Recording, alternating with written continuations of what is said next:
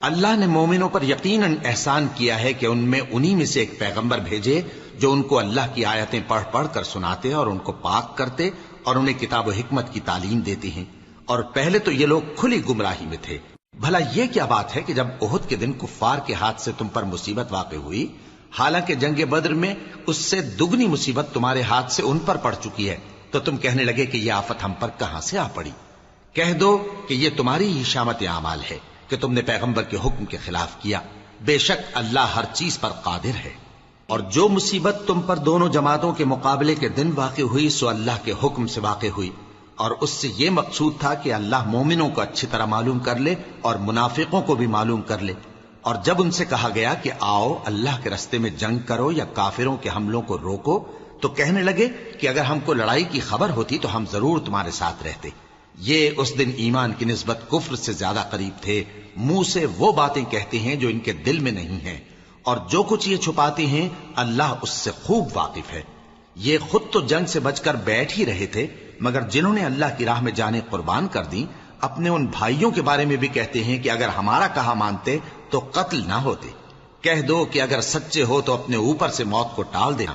جو لوگ اللہ کی راہ میں مارے گئے ان کو مرے ہوئے نہ سمجھنا، وہ مرے ہوئے نہیں ہیں بلکہ اللہ کے نزدیک زندہ ہیں اور ان کو رزق مل رہا ہے۔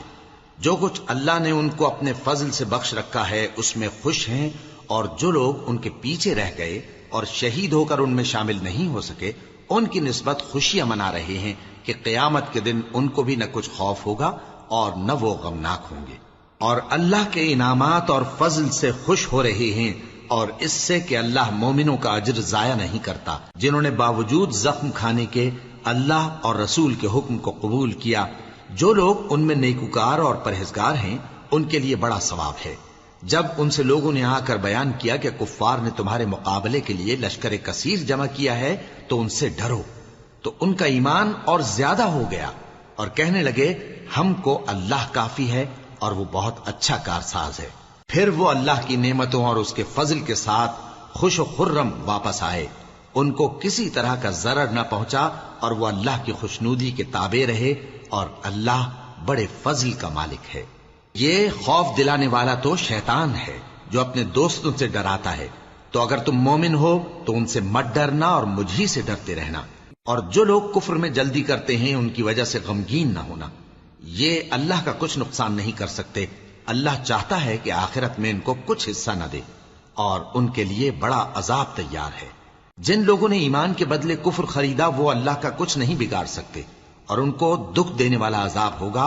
اور کافر لوگ یہ نہ خیال کریں کہ ہم جو ان کو مہلت دیے جاتے ہیں تو یہ ان کے حق میں اچھا ہے، نہیں، بلکہ ہم ان کو اس لیے مہلت دیتے ہیں کہ اور گناہ کر لیں، آخر کار ان کو ذلیل کرنے والا عذاب ہوگا۔ لوگوں، جب تک اللہ ناپاک کو پاک سے الگ نہ کر دے گا، مومنوں کو اس حال میں جس میں تم ہو ہرگز نہیں رہنے دے گا، اور اللہ تم کو غیب کی باتوں سے بھی مطلع نہیں کرے گا۔ البتہ اللہ اپنے پیغمبروں میں سے جسے چاہتا ہے منتخب کر لیتا ہے۔ سو تم اللہ پر اور اس کے رسولوں پر ایمان رکھو، اور اگر ایمان پر قائم رہو گے اور پرہیزگاری کرو گے تو تم کو اجر عظیم ملے گا۔ جو لوگ مال میں جو اللہ نے اپنے فضل سے ان کو عطا فرمایا ہے بخل کرتے ہیں، وہ اس بخل کو اپنے حق میں اچھا نہ سمجھیں، وہ اچھا نہیں بلکہ ان کے لیے برا ہے۔ وہ جس مال میں بخل کرتے ہیں قیامت کے دن اس کا طوق بنا کر ان کی گردنوں میں ڈالا جائے گا، اور آسمانوں اور زمین کا وارث اللہ ہی ہے، اور جو عمل تم کرتے ہو اللہ کو معلوم ہے۔ اللہ نے ان لوگوں کا قول سن لیا ہے جو کہتے ہیں کہ اللہ فقیر ہے اور ہم مالدار ہیں۔ یہ جو کچھ کہتے ہیں ہم اس کو لکھ لیں گے، اور پیغمبروں کو جو یہ ناحق قتل کرتے رہے ہیں اس کو بھی قلم بند کر رکھیں گے، اور قیامت کے روز کہیں گے کہ سخت جلن والی آگ کے عذاب کے مزے چکھتے رہو۔ یہ ان کاموں کی سزا ہے جو تمہارے ہاتھ آگے بھیجتے رہے ہیں، اور اللہ تو بندوں پر مطلق ظلم نہیں کرتا۔ جو لوگ کہتے ہیں کہ اللہ نے ہمیں حکم بھیجا کہ جب تک کوئی پیغمبر ہمارے پاس ایسی نیاز لے کر نہ آئے جس کو آگ آ کر کھا جائے تب تک ہم اس پر ایمان نہ لائیں گے۔ اے پیغمبر، ان سے کہہ دو کہ مجھ سے پہلے کئی پیغمبر تمہارے پاس کھلی ہوئی نشانیاں لے کر آئے، اور وہ معجزہ بھی لائے جو تم کہتے ہو، تو اگر سچے ہو تو تم نے ان کو کیوں قتل کیا؟ پھر اگر یہ لوگ تم کو جھٹلا رہے ہیں تو تم سے پہلے بہت سے پیغمبر کھلی ہوئی نشانیاں اور صحیفے اور روشن کتابیں لے کر آ چکے ہیں کہ ان کو بھی جھٹلایا گیا تھا۔ ہر شخص کو موت کا مزہ چکھنا ہے اور تم کو قیامت کے دن تمہارے اعمال کا پورا پورا بدلہ دیا جائے گا۔ تو جو شخص دوزخ سے دور رکھا گیا اور بہشت میں داخل کیا گیا وہ مراد کو پہنچ گیا، اور دنیا کی زندگی تو دھوکے کا سامان ہے۔ اے اہل ایمان، تمہارے مال و جان میں تمہاری آزمائش ضرور کی جائے گی، اور تم اہل کتاب سے اور ان لوگوں سے جو مشرک ہیں بہت سی ایذا کی باتیں سنو گے، تو اگر صبر اور پرہیزگاری کرتے رہو گے تو یہ بڑی ہمت کے کام ہیں۔ اور جب اللہ نے ان لوگوں سے جن کو کتاب عنایت کی گئی تھی اقرار لیا کہ اس میں جو کچھ لکھا ہے اسے لوگوں سے صاف صاف بیان کرتے رہنا اور اس کی کسی بات کو نہ چھپانا، تو انہوں نے اس کو پس پشت پھینک دیا اور اس کے بدلے تھوڑی سی قیمت حاصل کی۔ یہ جو کچھ حاصل کرتے ہیں برا ہے۔ جو لوگ اپنے کیے ہوئے کاموں سے خوش ہوتے ہیں اور وہ کام جو کرتے نہیں ان کے لیے چاہتے ہیں کہ ان کی تعریف کی جائے، ان کی نسبت خیال نہ کرنا کہ وہ عذاب سے چھٹکارا پائیں گے، اور انہیں درد دینے والا عذاب ہوگا۔ اور آسمانوں اور زمین کی بادشاہی اللہ ہی کو ہے، اور اللہ ہر چیز پر قادر ہے۔ بے شک آسمانوں اور زمین کی پیدائش اور رات اور دن کے بدل بدل کر آنے جانے میں عقل والوں کے لیے نشانیاں ہیں، جو کھڑے اور بیٹھے اور لیٹے ہر حال میں اللہ کو یاد کرتے اور آسمان اور زمین کی پیدائش میں غور کرتے اور کہتے ہیں کہ اے پروردگار، تو نے اس کائنات کو بے فائدہ نہیں پیدا کیا، تو پاک ہے، تو قیامت کے دن ہمیں دوزخ کے عذاب سے بچائیو۔ اے پروردگار، جس کو تو نے دوزخ میں ڈالا اسے رسوا کیا، اور ظالموں کا کوئی مددگار نہیں ہوگا۔ اے پروردگار، ہم نے ایک پکارنے والے کو سنا کہ ایمان کے لیے پکار رہا تھا کہ اپنے پروردگار پر ایمان لاؤ، تو ہم ایمان لے آئے۔ سو اے پروردگار، ہمارے گناہ معاف فرما اور ہماری برائیوں کو ہم سے دور کر دے، اور ہم کو دنیا سے نیک بندوں کے ساتھ اٹھائیو۔ اے پروردگار، تو نے جن جن چیزوں کے ہم سے اپنے پیغمبروں کے واسطے سے وعدے کیے ہیں وہ ہمیں عطا فرما، اور قیامت کے دن ہمیں رسوا نہ کیجیو۔ کچھ شک نہیں کہ تو خلاف وعدہ نہیں کرے گا۔ تو ان کے پروردگار نے ان کی دعا قبول کر لی اور فرمایا کہ میں کسی عمل کرنے والے کے عمل کو مرد ہو یا عورت ضائع نہیں کرتا۔ تم ایک دوسرے کے ہم جنس ہو، تو جو لوگ میرے لیے وطن چھوڑ گئے اور اپنے گھروں سے نکالے گئے اور ستائے گئے اور لڑے اور قتل کیے گئے، میں ان کے گناہ دور کر دوں گا اور ان کو بہشتوں میں داخل کروں گا جن کے نیچے نہریں بہ رہی ہیں۔ یہ اللہ کے ہاں سے بدلہ ہے اور اللہ کے ہاں اچھا بدلہ ہے۔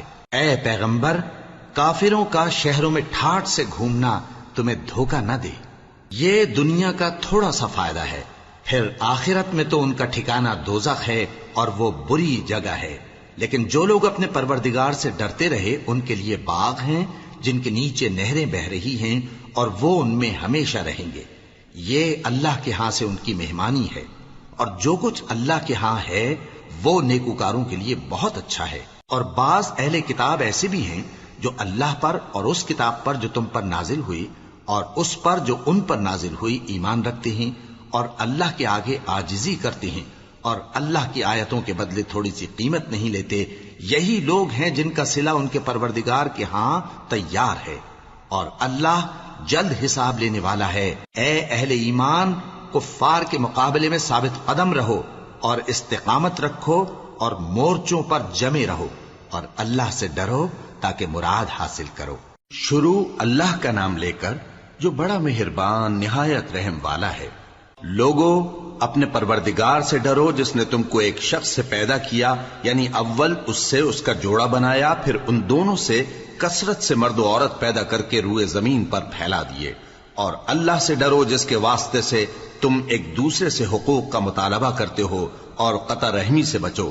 کچھ شک نہیں کہ اللہ تمہیں دیکھ رہا ہے۔ اور یتیموں کا مال جو تمہاری تحویل میں ہو ان کے حوالے کر دو، اور ان کے پاکیزہ اور عمدہ مال کو اپنے ناقص اور برے مال سے نہ بدلو، اور نہ ان کا مال اپنے مال میں ملا کر کھاؤ کہ یہ بڑا سخت گناہ ہے۔ اور اگر تم کو اس بات کا خوف ہو کہ یتیم لڑکیوں کے بارے میں انصاف نہ کر سکو گے، تو ان کے سوا جو عورتیں تم کو پسند ہوں، 2 یا 3 یا 4 ان سے نکاح کر لو۔ اور اگر اس بات کا اندیشہ ہو کہ کئی عورتوں سے انصاف نہ کر سکو گے تو ایک ہی عورت سے نکاح کرو یا باندی سے تعلق رکھو جس کے تم مالک ہو.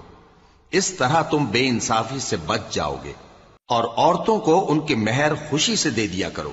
ہاں اگر وہ اپنی خوشی سے اس میں سے کچھ تم کو چھوڑ دیں تو اسے مزے سے کھا لو.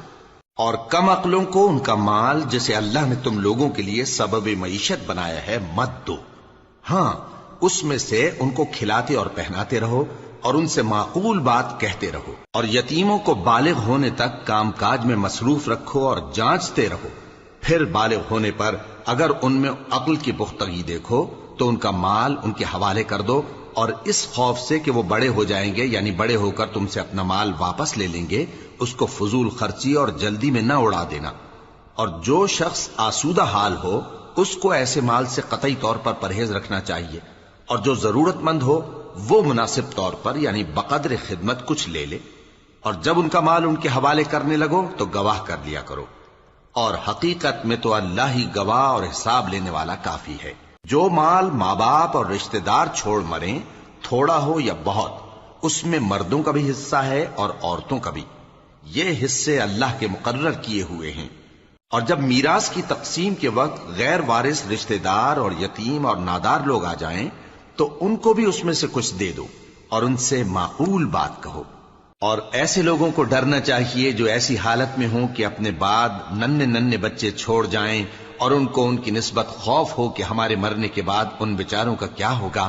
پس چاہیے کہ یہ لوگ اللہ سے ڈریں اور درست بات کہیں.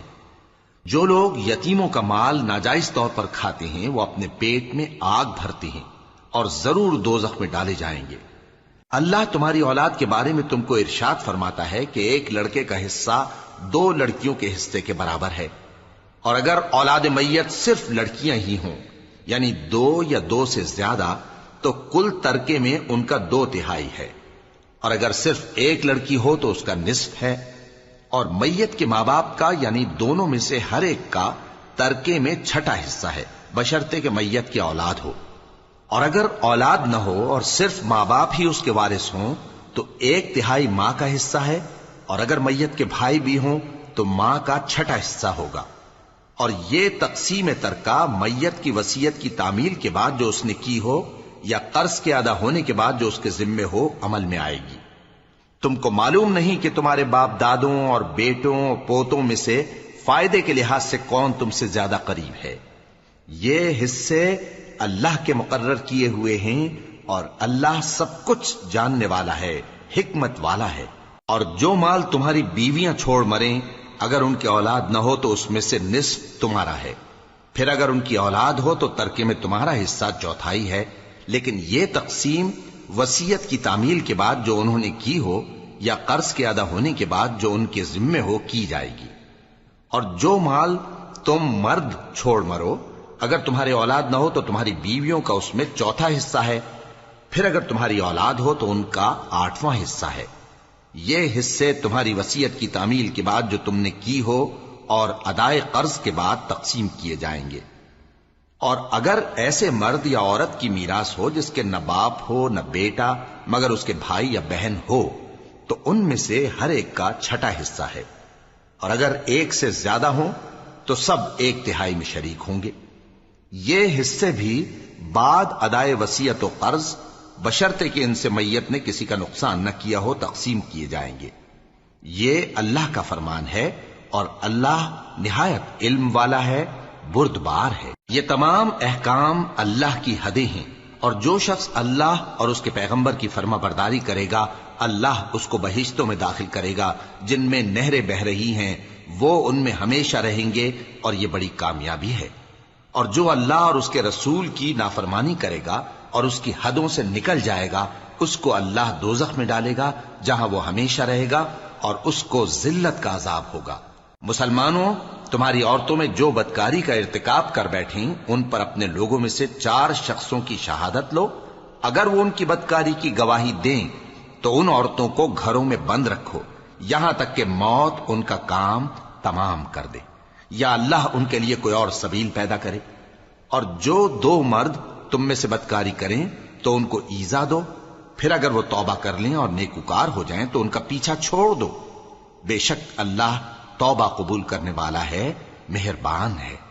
اللہ انہی لوگوں کی توبہ قبول فرماتا ہے جو نادانی سے بری حرکت کر بیٹھتے ہیں پھر جلد توبہ کر لیتی ہیں، پس ایسے لوگوں پر اللہ توجہ کرتا ہے اور وہ سب کچھ جاننے والا ہے، حکمت والا ہے۔